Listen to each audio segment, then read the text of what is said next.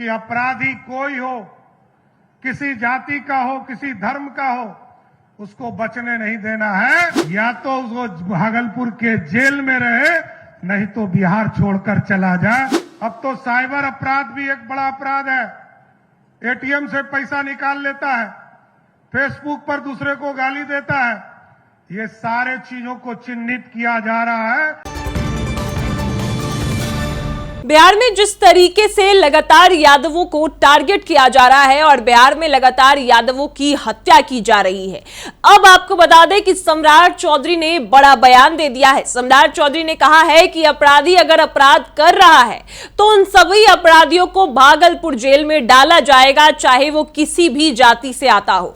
बता दें आपको कि लगातार ये सवाल खड़ा किया जा रहा है कि पटना में बंटी यादव की हत्या की जाती है और अभी तक सम्राट चौधरी की पुलिस उस अपराधियों तक नहीं पहुंच पाई है, अपराधियों को नहीं पकड़ा गया है। जिस तरीके से भरत तिवारी एनकाउंटर मामले में सभी नेता कार्यकर्ता आवाज उठाते हैं, लेकिन बंटी यादव के मामले में सभी चुप हैं और अपराधी भी खुलेआम घूम रहे हैं। तो सम्राट चौधरी ने बड़ा ऐलान कर दिया है। क्या कुछ कहते नजर आए हैं भागलपुर की जनता से, क्या कुछ उन्होंने कहा है कि भागलपुर जेल में अब उस अपराधी को डालेंगे, क्या कुछ कहते नजर आए हैं, चलिए सब कुछ हम आपको विस्तार से बताते हैं। नमस्कार, मैं कोमल और आप देख रहे हैं दर्श न्यूज। बता दें आपको कि बिहार के मुख्यमंत्री सम्राट चौधरी ने बड़ा ऐलान किया है कि अब बिहार में 100 से ज्यादा फास्ट ट्रैक कोर्ट बनाए जा रहे हैं और सभी अपराधियों को अब जेल भेजा जाएगा अगर वो अपराध करना नहीं छोड़ते हैं। इसी बीच आपको बता दें कि बिहार में लगातार यादवों को ही टारगेट किया जा रहा है। कभी यादव को अपराधी कहा जाता है और अगर यादव आवाज उठाते हैं तो फिर कहीं ना कहीं यादवों की आवाज को भी दबाया जाता है। लगातार जातिवाद ही देखा जा रहा है। अगर कोई अपराधी का एनकाउंटर होता है तो कहा जाता है कि वो यादव समाज से आता है, लेकिन इसी बीच बंटी यादव की हत्या की जाती है और बंटी यादव विरोध करने पर तुला था। इसी वजह से बंटी यादव की हत्या कर दी गई और अभी तक उनके सारे अपराधी फरार है। अभी तक पुलिस ने अपराधियों को नहीं पकड़ा है।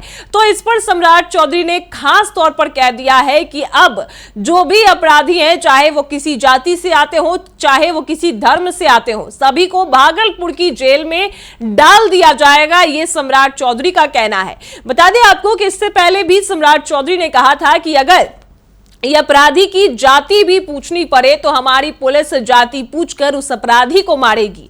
और अब भी लगातार जो हत्याएं हो रही है, लगातार जो यादवों को टारगेट किया जा रहा है, इस पर सम्राट चौधरी क्या कुछ कहते नजर आए हैं, उस बयान के साथ हम आपको छोड़े जाते हैं। अभी हमने लगभग 100 फास्ट ट्रैक कोर्ट का गठन करने का निर्देश दिया है, क्योंकि अपराधी कोई हो, किसी जाति का हो, किसी धर्म का हो, उसको बचने नहीं देना है।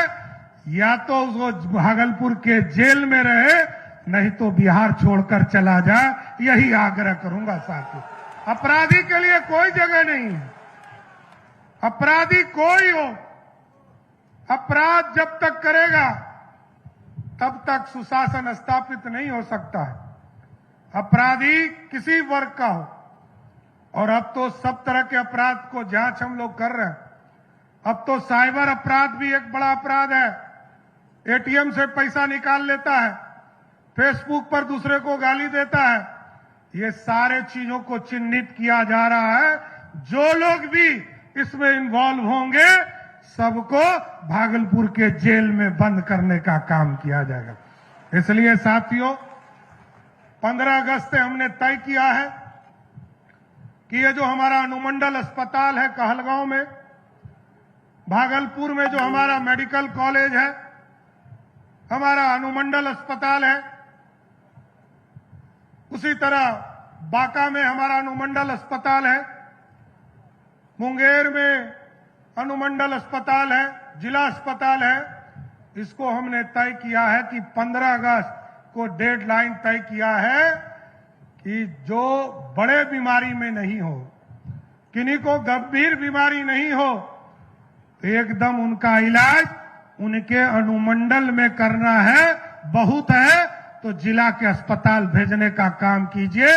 इससे बाहर यदि किसी ने भेजा तो वैसे सिविल सर्जन पर कार्रवाई करने का काम हमारी सरकार करेगा साथियों।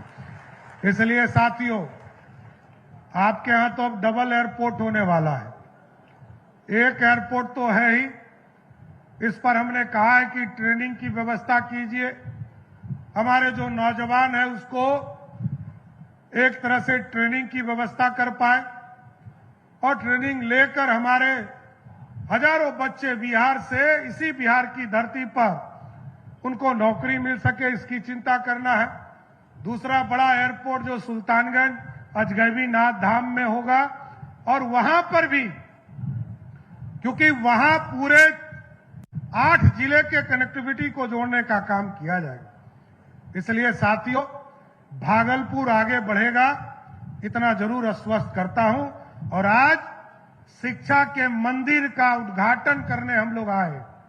जिस शिक्षा के मंदिर में आदरणीय नीतीश कुमार जी ने तय किया था कि सभी ब्लॉक में डिग्री कॉलेज खोलने, आदरणीय प्रधानमंत्री जी का संकल्प है कि पूरे भारत में शिक्षा की व्यवस्था को मजबूत करना है।